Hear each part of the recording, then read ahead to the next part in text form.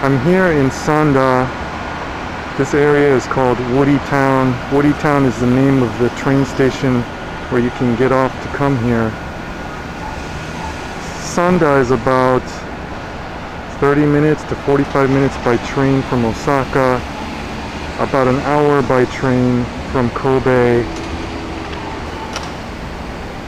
What I love about Sanda is that unlike Kobe and Osaka, there's a lot of open land here.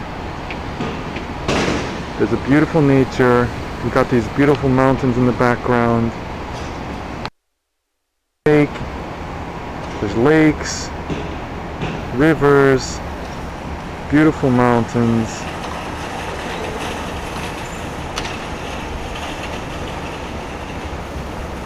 You know, in Kobe and Osaka, it's just so condensed with concrete, buildings, houses. There's very few parks. So if you live in Japan and you live in the city, it's nice to come to a place like Sanda and just get out into nature. I guess the reason I like it here is because it kind of reminds me of my home country, America. You know, America is a very big country, and everywhere you go there's a lot of open land. I think Sanda is a modern city. There's a lot of new buildings, shopping areas, infrastructure.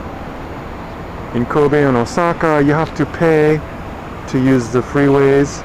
But here in Sanda, there's a free highway that loops around the city. And I think Sanda is an example of the future cities of Japan.